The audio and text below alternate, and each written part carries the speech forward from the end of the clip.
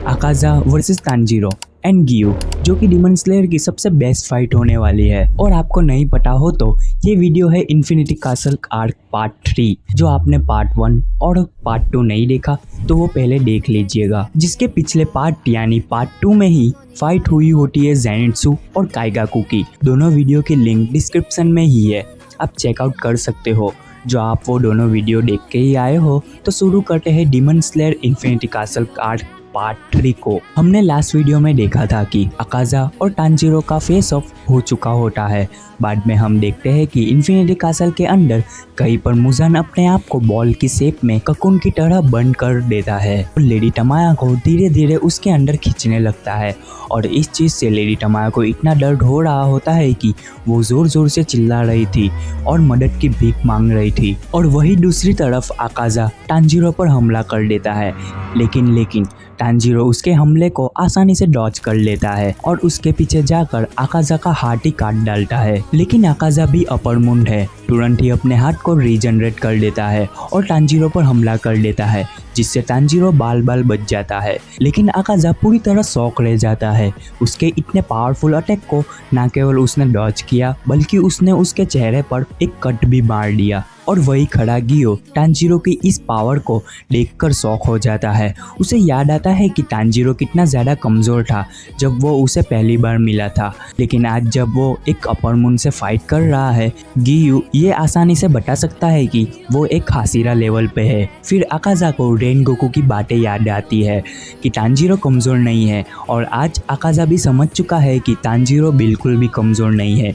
लेकिन जो भी हो, अकाज़ा अपना ब्लड डिमन आर्ट डेवलपमेंट शुरू करता है और तांजीरो से कहता है कि अब वो सीरियसली फाइट करेगा। तभी गियो वाटर ब्रीडिंग की third form dance of Swift current को यूज़ कर लेता है और अकाज़ा को कंफ्यूज करते हुए उसके ऊपर हमला करना शुरू कर देता है। अकाज़ा इस टेक्निक को देखकर ही पहचान जाता है कि ये तो कोई वाटर हासिरा है और बताता है कि उसने पिछले 50 साल से कोई भी वाटर हासिरा से फाइट नहीं करी है। और ये देख के अकाज़ा उसका बहुत ही पावरफुल मूव डिस्ट्रक्शन डेथ को यूज़ करता है, लेकिन गियो अपने वाटर ब्रीडिंग 11 फॉर्म की मदद से बच जाता है।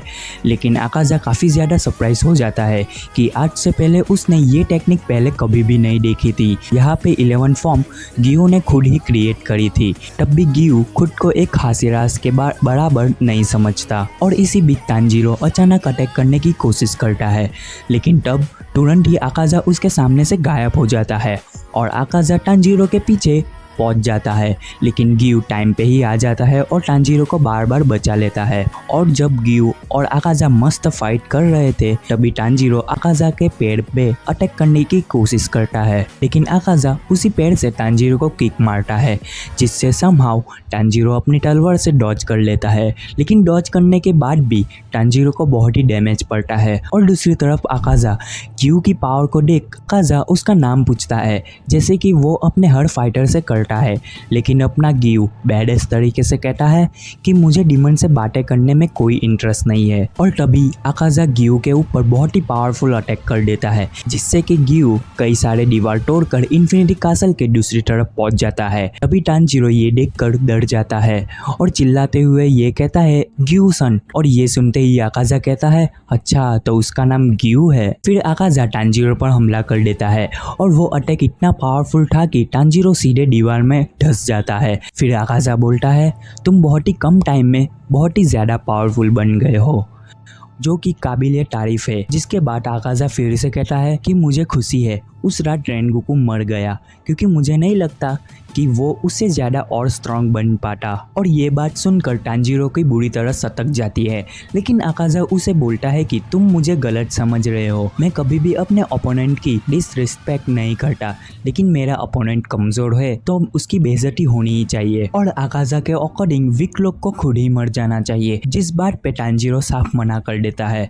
ये एग्जाम्पल देते हुए कि न्यूबॉर्न बेबी सबसे ज़्यादा वीक होते हैं, अगर उन्हें प्रोटेक्ट करने वाला कोई नहीं होगा तो वो जिएंगे कैसे। इसीलिए टांजीरो के अकॉर्डिंग जो ताकतवर लोग होते हैं उन्हें कमज़ोर लोगों को बचाना चाहिए, जो वीक है उन्हें स्ट्रॉन्ग बन के अपने से वीकर लोगों को बचाना चाहिए। ये लॉ ऑफ नेचर है, जिस वजह से टांजीरो आकाजा की थिंकिंग को बिल्कुल बकवास बोलता है। और ये सभी बातें सुनकर आकाजा को काफ़ी ज़्यादा गुस्सा आ जाता है, लेकिन आकाजा वो नहीं समझ पा रहा है कि उसे इतना ज़्यादा गुस्सा आ क्यों रहा है टांजीरो की ऐसी बकवास पे, जिसपे कि वो यकीन भी नहीं करता। शुरुआत में तो आकाजा को ऐसा ही लगा कि टांजीरो वीक है, इसीलिए उसे चिढ़ मच रही थी टांजीरो से।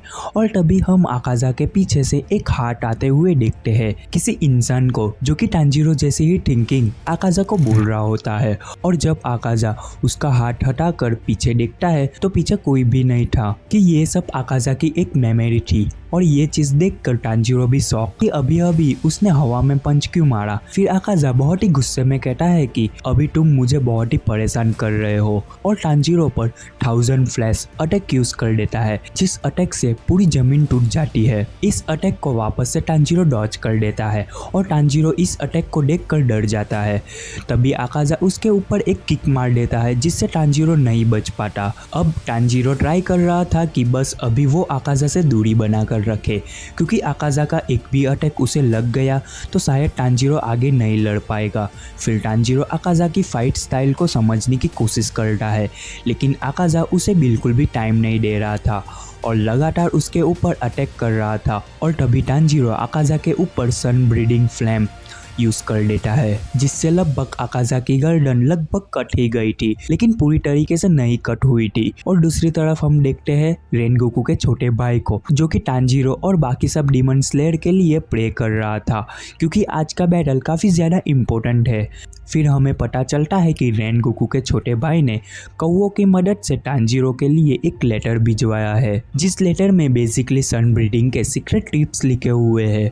लेकिन वो कौवा टांजीरो को वो लेटर दे ही नहीं पा रहा था, क्योंकि टांजीरो और आकाजा की फाइट बहुत ही इंटेंस चल रही थी। और तभी फाइट में आकाजा टांजीरो की तलवार को पकड़ लेता है, ये सोचते हुए कि ये उसे तोड़ देगा।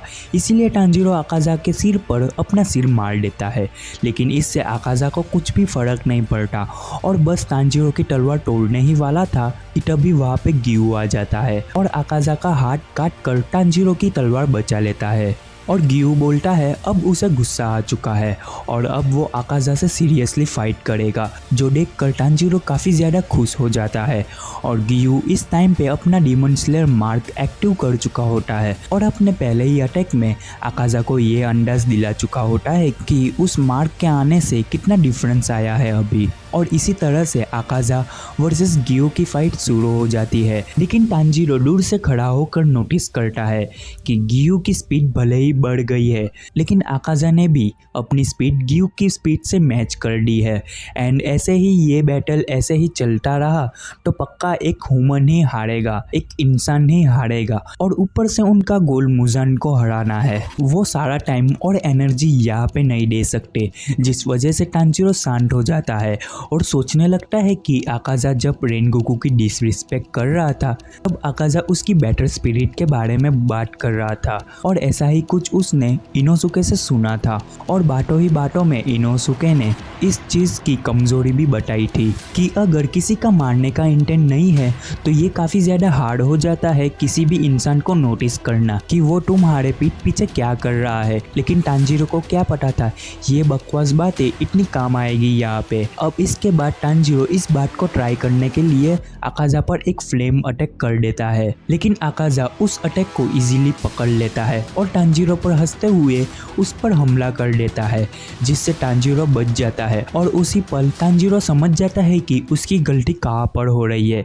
इसके बाद हमें टांजीरो के पास में ले जाते हैं, जिसमें कि हमें वो अपने फादर के बारे में बता रहा होता है, क्योंकि उन्होंने एक बार कहा था उससे कि जब तुम यूजलेस मोमेंट अवॉइड करना शुरू कर देते हो तो तुम एक ऐसी स्टेट में पहुंच जाते हो कि तुम्हारा माइंड इनविजिबल होना, एम्प्टी होना शुरू हो जाता है। और इसी रीज़न की वजह से जो फायर डांसर उनकी फैमिली में चलता हुआ आ रहा था, उसके डैड जो कि बहुत ही ज्यादा बीमार भी थे। पूरी रात करते थे क्योंकि अपना माइंड एम्प्टी करने के बाद यानी सारे यूजलेस मोमेंट अवॉइड करने के बाद उन्हें थकानी महसूस नहीं होती थी। और एक रात को तो तांजीरो के डैड का सामना एक बियर से होता है जो कि उनकी फैमिली पे अटैक करने वाला था और उस बियर को भी तांजीरो के डैड बहुत ही आसानी से मार देते हैं। और अपनी बात को कंटिन्यू करते हुए तांजीरो ये भी एक्सप्लेन करता है कि उसके फादर सी थ्रू वर्ल्ड को भी देख सकते हैं। वही चीज तांजीरो ने अभी अभी आकाजा पे जो अटैक डॉज किया है उस टाइम पे भी फील किया था, यानी सी थ्रू वर्ल्ड को भी फील किया था, जिस वजह से तांजीरो आकाजा के इतने पावरफुल और फास्ट अटैक को मैनेज कर पाया। और तांजीरो अभी इतना कॉन्फिडेंस था कि वो इस टेक्निक के थ्रू आकाजा को हरा के ही छोड़ेगा।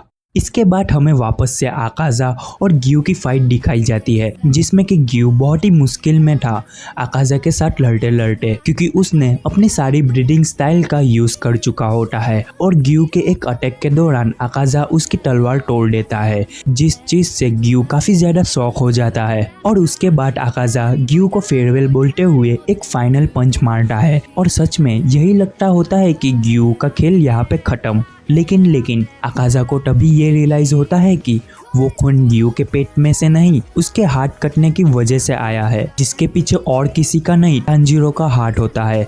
और ये चीज देखकर ग्यू काफी ज्यादा शॉक हो जाता है क्योंकि उसके बाल, उसकी आईज, उसकी आवाज सब कुछ डिफरेंट थी पहले से। और इधर आकाजा का एक एक सेल यही बोल रहा होता है कि इस बंदे को तुरंत मारो, ये बहुत ही खतरनाक है। जिसके बाद आकाजा तुरंत अपनी डिमंड आर्ट का यूज करता है जिसके नाम में ही एंड होता है, एंड स्टाइल। और मेरे अकॉर्डिंग ये आकाजा की मोस्ट पावरफुल अटैक है। लेकिन भैया तांजीरो तो कोई अलग ही दुनिया में होता है, जी हाँ, सी थ्रू वर्ल्ड की दुनिया में। और आकाजा उस टेक्निक की मदद से ग्यू की बहुत ही बुरी हालत कर चुका होता है। लेकिन तभी आकाजा के पीछे ग्यू तांजीरो को देखता है, जो देखकर काफी ज्यादा शॉक हो जाता है क्योंकि आकाजा को बिल्कुल भी महसूस नहीं हो रहा था कि उसके पीछे तांजीरो खड़ा है। और तांजीरो सिर्फ एक ही होप लेकर खड़ा है कि आकाजा का नेक पर वार करके खत्म करो इसे। लेकिन तांजीरो कुछ अलग ही सोच में और चिल्ला के बोलता है, Akaza I will cut your head of, जिससे आकाजा काफी ज्यादा सरप्राइज हो जाता है और तुरंत ही तांजीरो पर अटैक कर देता है। और दूर खड़ा ग्यू बोलता है,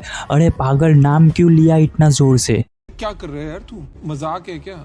लेकिन आकाजा को अपने किलिंग कंपास पे विश्वास था तो फिर उसे कोई भी प्रॉब्लम नहीं थी। लेकिन बंदे की फटके हाथ में तब आती है जब उसका कंपास ही काम करना बंद हो जाता है तांजीरो पे। जिसके बाद आकाजा तुरंत ही ये रियलाइज कर लेता है कि इस बंदे की बैटर स्पिरिट ही गायब हो गई है। और इसके पहले आकाजा कुछ सोच पाता या कुछ कर पाता, Tanjiro dance of fire God use कर लेता है और आकाजा की मुंडी धड़ से अलग कर देता है। और आकाजा के लास्ट वर्ड यही निकलते हैं, इम्पॉसिबल। अब क्योंकि आकाजा का सर धड़ से अलग हो चुका होता है तो वो लोग यही सोचते हैं कि वो जीत गए, स्पेशली तांजीरो। लेकिन शॉकिंग बात ये निकलती है कि आकाजा की बॉडी अभी भी हिल रही थी, जो देखकर ग्यू के होश उड़ जाते हैं। और ये भी काफी नहीं था तो आकाजा फिर से अपना कंपास यूज करना चालू कर देता है और जहाँ से आकाजा का सिर अलग हुआ था उस जगह को आकाजा कुछ अजीब ही तरीके से सील कर देता है। और दूसरी तरफ तांजीरो अपनी लिमिट्स पे होता है तो आकाजा के सिंपल अटैक को भी डॉज नहीं कर पाता और आकाजा की बॉडी तांजीरो पर हमला कर देती है और उसके ब्लड डिमंड आर्ट की मदद से तांजीरो पर एक किक भी मार देता है, जिससे तांजीरो दीवार पे फेंक दिया जाता है और बेहोश भी हो जाता है। और इससे पहले आकाजा की बॉडी तांजीरो पर और हमला करती, वहाँ पे गियो उसे बचा लेता है और अपने वाटर ब्रीडिंग फोर्थ फॉर्म की मदद से उस पर हमला कर देता है। लेकिन आकाजा के बॉडी पे आए कट्स पहले से भी ज़्यादा जल्दी हील हो जाते हैं और ये देखकर गियो को बहुत ही ज़्यादा गुस्सा आ जाता है और वो गुस्से में कहता है कि अगर उसे तांजीरो को मारना है तो उसे पहले मुझे मारना होगा, क्योंकि अब वो उसके फैमिली मेम्बर्स और दोस्तों को मरते हुए देख नहीं सकता। और आकाजा जैसे ही ग्यू की ये सभी बातें सुनता है उसे किसी इंसान की याद आनी चालू हो जाती है और तभी एक लड़की आकाजा का हाथ पकड़ लेती है। वो लड़की कहती है, यहाँ पे अभी रुक जाओ। लेकिन आकाजा उस लड़की से पूछता है कि तुम कौन हो। और तुम्हें क्या चाहिए। और वो लड़की कहती है कि अब टाइम आ चुका है कि हम आफ्टर लाइफ में जाए, जिस पे आकाजा कहता है कि उसे तानजीरो और गियो को मारना होगा। जिस पे वो लड़की पूछती है कि उन्हें मारना है, तो आकाजा कहता है कि मैं उन्हें मारकर और भी ज़्यादा स्ट्रॉन्ग हो जाऊंगा। और वो लड़की वापस से पूछती है कि उसे स्ट्रॉन्ग क्यों होना है, जिस पे आकाजा कहता है कि अगर मैं स्ट्रॉन्ग नहीं होगा तो मैं अपने फादर के लिए मेडिसिन घर नहीं ले जा पाऊंगा। और आगे पूरे डीमन स्लेयर की सबसे बड़ी सैड स्टोरी और बैक स्टोरी शुरू होने वाली है, जो कि मैं अगले वीडियो में कवर करूँगा, क्योंकि मेरा फ़ोन इतनी लंबी वीडियो हैंडल नहीं कर पाएगा। हाँ पता है बहुत ही लेट वीडियो है, लेकिन अभी फटाफट हम कवर करेंगे। और आपको वीडियो अच्छी लगे तो लाइक और सब्सक्राइब कर दीजिएगा। Thank you for watching and see you soon next video.